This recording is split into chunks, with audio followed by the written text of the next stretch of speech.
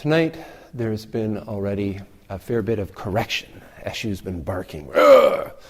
Sit still, be quiet, breathe quietly," all this stuff. Why? Zen form is a mirror. It's very strict. The strictness, the straightforwardness of the Zen form is what keeps the mirror clear.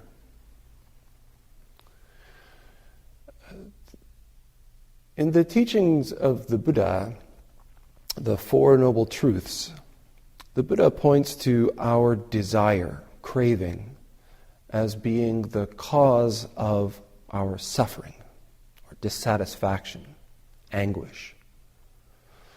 At the very root of our desire is this fundamental mistake that we make when we separate things from one another in this cosmos, when we create for ourselves and for all things this idea of a self which is separate from everything else. Once we sort of give rise to this concept, it's an important concept. It's a valuable concept in some senses because it allows us to observe. It allows us to discern and identify.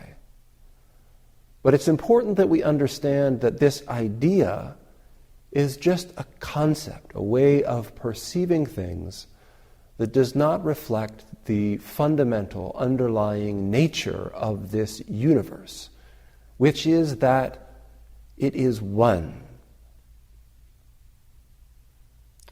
When we make the mistake, when we get fixated on this idea of separation, we get stuck into all of the sort of binary dualities, inside and outside, self and other, good and bad, right and wrong.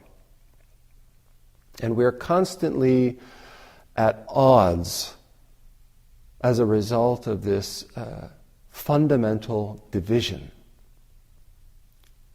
Once we accept that we are separate in some kind of permanent, lasting, real way, then this great gap opens up between the world of what we take to be us and what we take to be outside.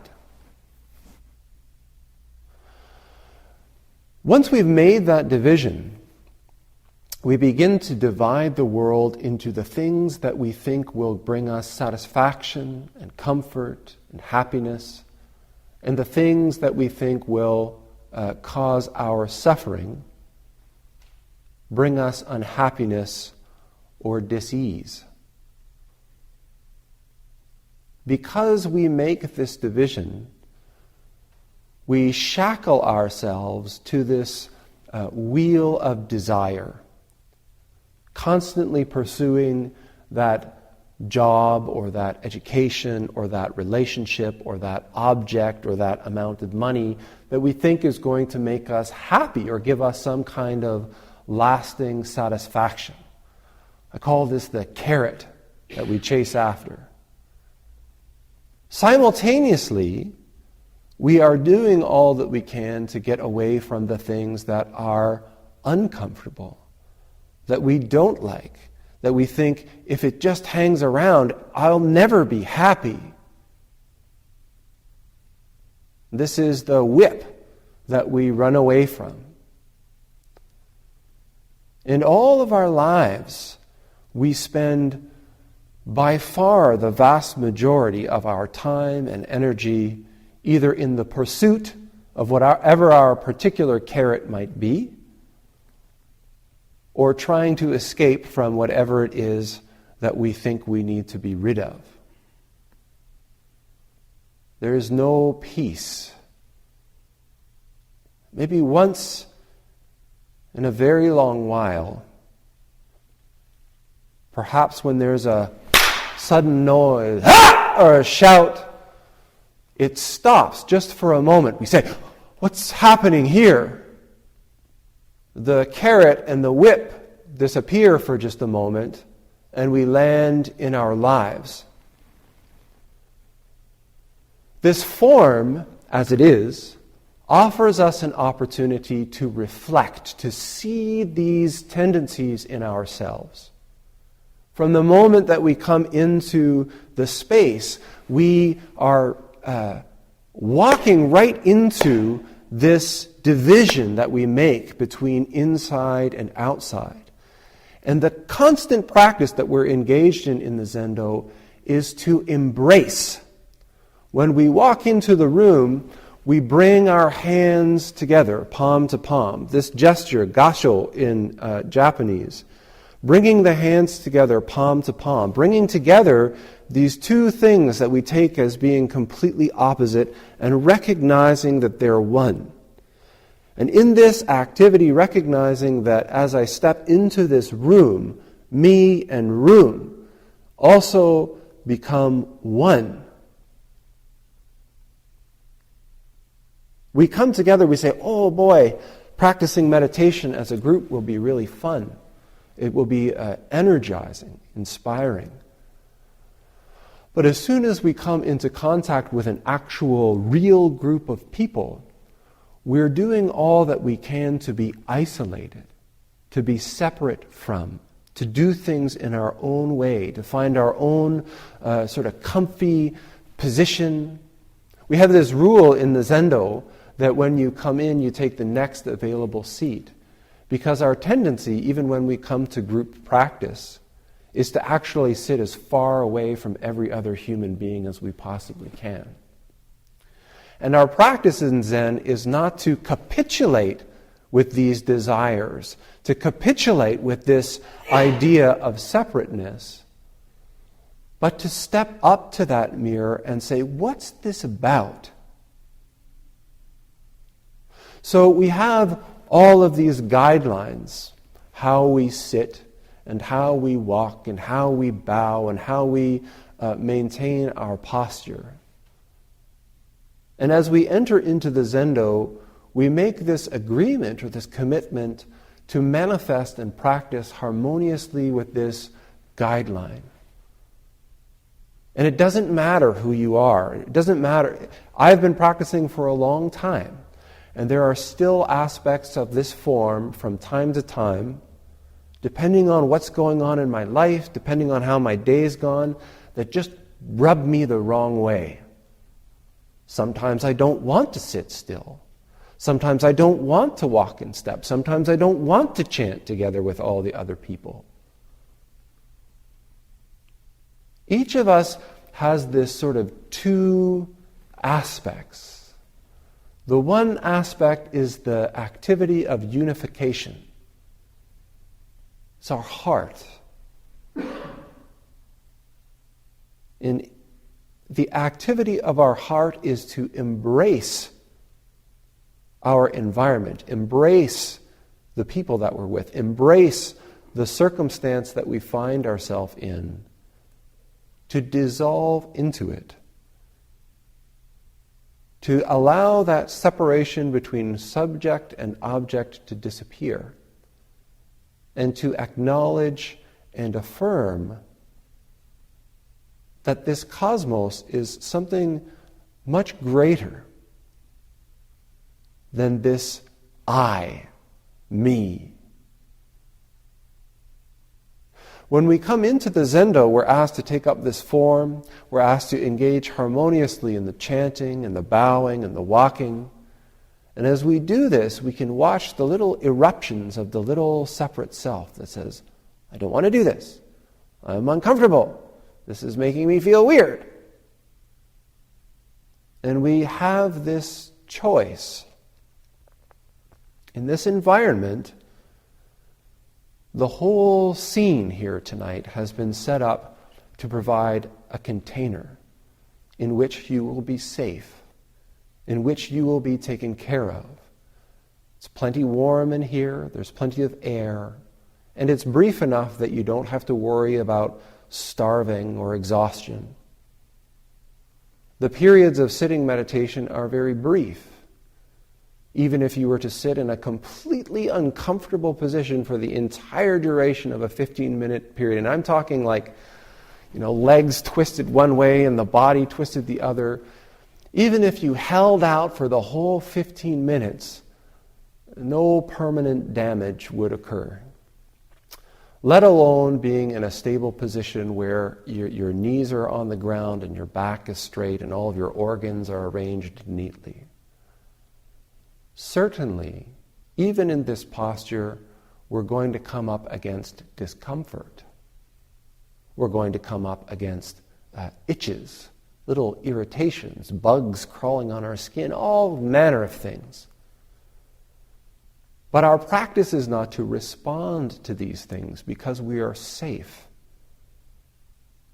The little I am self mind that holds ourselves separate from all of the other things in the cosmos is always on the alert. We got to act now. That's a little bit uncomfortable. Do something about it. Go, go, go, go, go, go, go.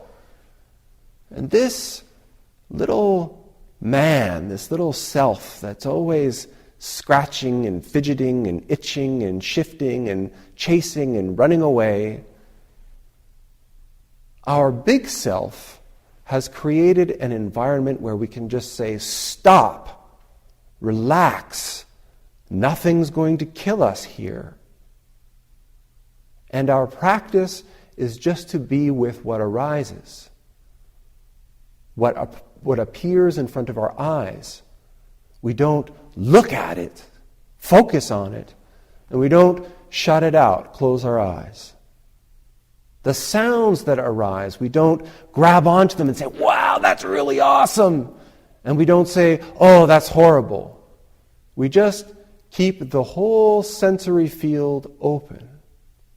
The smells that arise, the physical sensations that arise, both the positive, comfortable, wonderful, warm, nice feelings, and the aches and pains and itches and irritations, not responding, not answering the call the moment it goes up, no matter what it is, just holding our posture still, both for ourselves as well as for the benefit of all of the people that we're practicing with.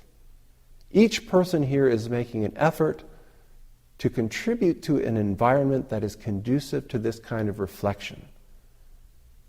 This is a wonderful and rare opportunity, and it's our responsibility as a practitioner to appreciate that by also contributing our own stillness, our own energy, our own awareness and focus. The same goes with what arises in the mind, the heart. Images, thoughts, feelings. Not getting caught up in the ones that we really like and are fascinated by.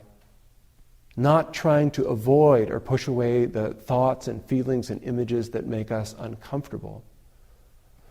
But allowing ourselves to completely commit and engage with the activity of our life as it's unfolding before us in this moment.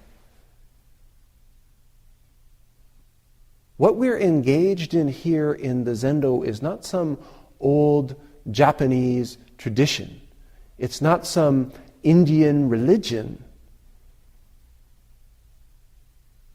What we're engaged in here is the complete activity of our whole lives. There's nowhere else for you to be right now, so be here. There's nothing else for you to do right now, so do this.